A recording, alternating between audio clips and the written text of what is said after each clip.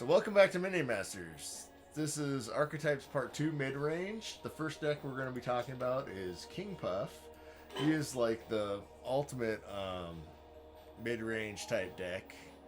So his first power is called Trick Swap, and that lets him switch enemy, or not enemy bridges, but bridges, and it will stun enemy units that are on top of the bridges.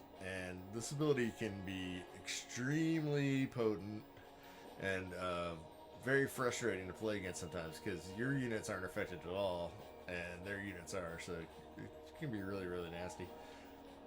The second ability is called King Buff, and every 4 or 5 mana minion card in your deck gains either Rage or Shield. So basically with King Puff, you don't really want to put too many cards that aren't 4 or 5 mana minions in your deck.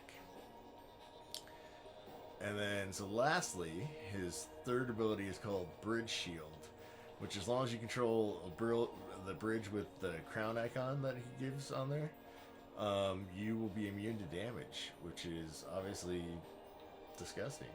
And so that is King Puff. And the next match we're going to talk about, after he does this little spiel, is Stormbringer, which my guy's called Lifebringer, but that's just because I have different skin on him. But so Stormbringer is going to be the master that you're going to be most familiar with because he's your starting master, and you'll be stuck with him for a bit until you unlock some of the other masters. But I would actually kind of hold off until you really know which master you want to play or unlock, because he's just damn good anyway. He's not a bad master at all. And his first ability is called Long Shot, and he gains a global attack range, so you can attack anywhere on the battlefield, which is really disgusting. And then he gets Aerodynamics, which his range units get marksmanship, and they get +2 range. So using more range units than some of the other masters is beneficial, especially like bomb range units like Soul Stealer and Harbinger are really powerful with this guy. And then his last ability is called Lightning Reflexes, where he gets double attacks anywhere on the board. So the base master they give you he's pretty good. He's not a bad master at all.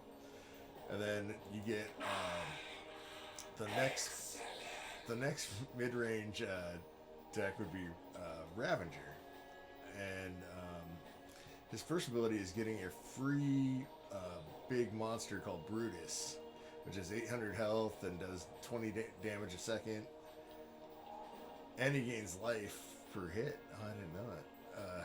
50. Yeah, so Brutus is disgusting. And then his second ability is called Feeding Frenzy, which the friendly minions that you have with 50% less health, with 50% health or less, gain haste. And then his last ability is called Terror Brutus, which is like a huge super Brutus, and has 2,000 health.